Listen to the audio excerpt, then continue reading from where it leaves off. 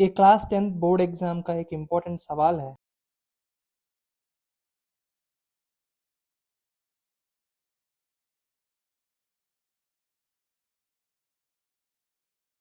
ये CBSE 2020 का सवाल है। ये अरिथमेटिक प्रोग्रेशन का सवाल है।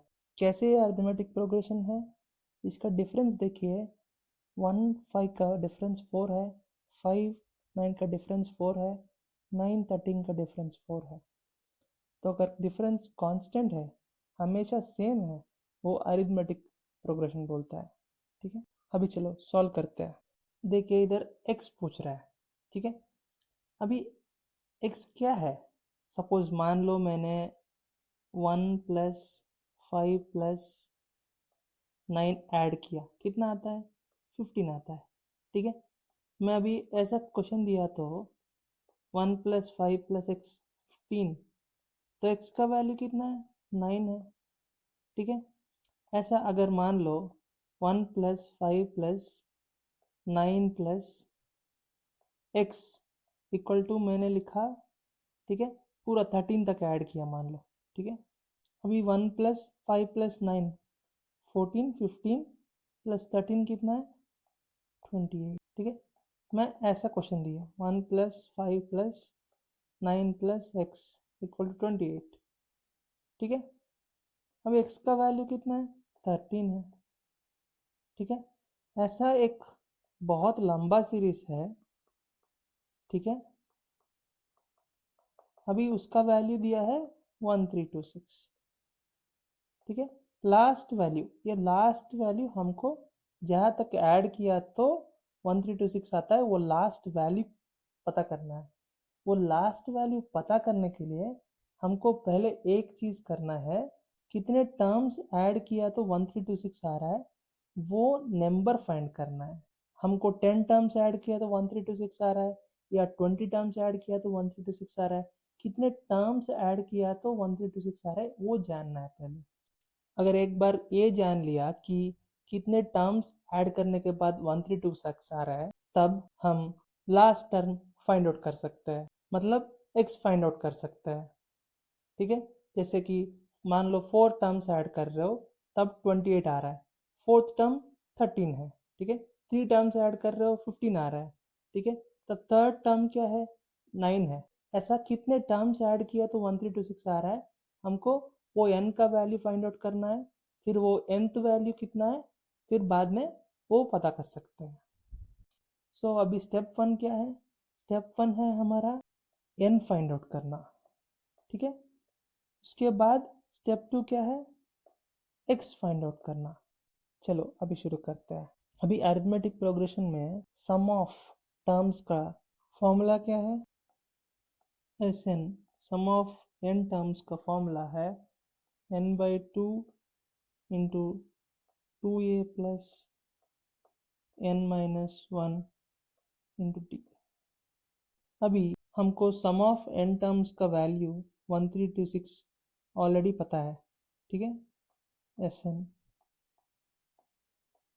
फिर a का वैल्यू कितना है? स्टार्टिंग है, शुरुआत का वैल्यू है ये 1 है। फिर डी का वैल्यू है डिफरेंस, तो हम ऑलरेडी डिफरेंस डिस्कस किया, वो 4 है। ठीक है, हमको एस एन का वैल्यू पता है, ए का वैल्यू पता है, डी का वैल्यू पता है, इससे हम एन का वैल्यू निकाल सकते हैं। ठीक है, अभी एस एन का वैल्यू है 1326, एन जैसा है वैसे लिखता है, 2a होगा 2, 2 इंटू 1 2, फिर एन वैल्यू कितना है हमको नहीं पता है, एन जैसा है वैसे लिखता है। डी का वैल्यू 4 है। अभी 1326 इक्वल टू n/2 जैसे वैसे लिखता है, अंदर का सॉल्व करेंगे 2 प्लस 4n-4। तो अभी 1326 इक्वल टू n/2, ये 4n minus plus 2 minus 4 minus 2 होगा। ठीक है, अभी 1326 इक्वल टू, ये मल्टीप्लाई करते हैं n/2 इंटू 4n, तो ये n इंटू एन स्क्वायर, फिर 2 इंटू 2 ऊपर 2 आता है। ठीक है, और 2 कैंसिल हो जाता है, n/2 इंटू माइनस मतलब 2 कैंसिल है, माइनस n आता है। तो फाइनल इक्वेशन हमारा 2n square minus n minus 1326 equal to 0। ठीक है, अब ये क्वाड्रेटिक इक्वेशन बन गया है। ठीक है, इससे हम n का वैल्यू पता लगाना है। अभी कोई भी एक equation ax square plus bx plus c equal to 0 format में है, तब x का वैल्यू क्या होता है? Minus B plus or minus root of B square minus 4ac by 2 होता है। इधर x मतलब n है, ठीक है, ये मतलब 2 है, b मतलब देख सकते हैं b मतलब -1 है, ठीक है, c मतलब इधर ऊपर देखो माइनस 1326 है। ठीक है, इसमें सब्स्टिट्यूट करो। अभी n equal to minus of b मतलब -1 plus or minus root of B square मतलब -1 whole square minus 4 into A का वैल्यू 2 है, सी का वैल्यू -1326। ठीक है, डिवाइडेड बाई 2 इंटू ए का वैल्यू 2।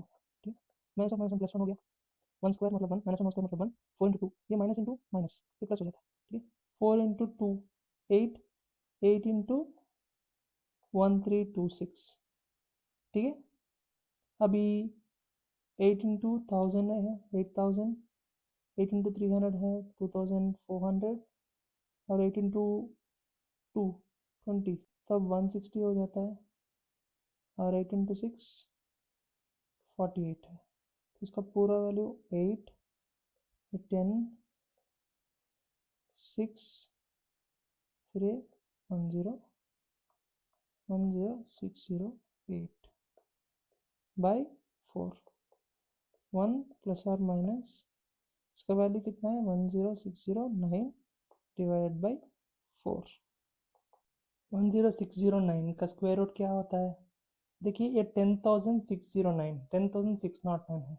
10000 का स्क्वायर रूट क्या है? 10000 में 4 जीरो है।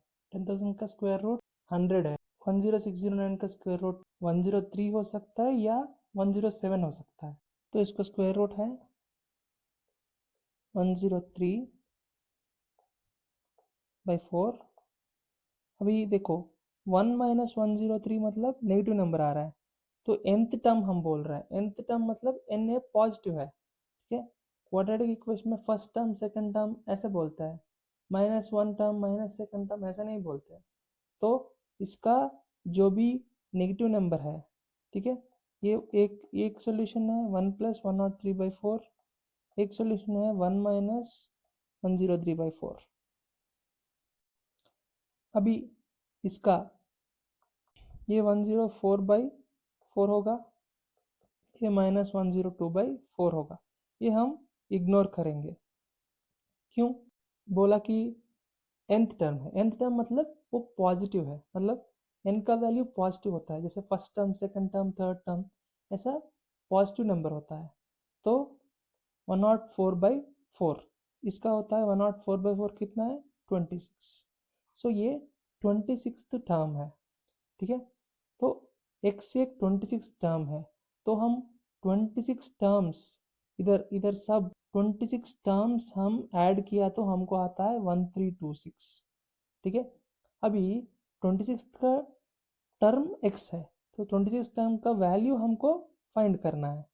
तो 26 टर्म हमको फाइंड करना है, तो ये 26 कितना है, ये plus n minus one into D, मतलब n का वैल्यू 26।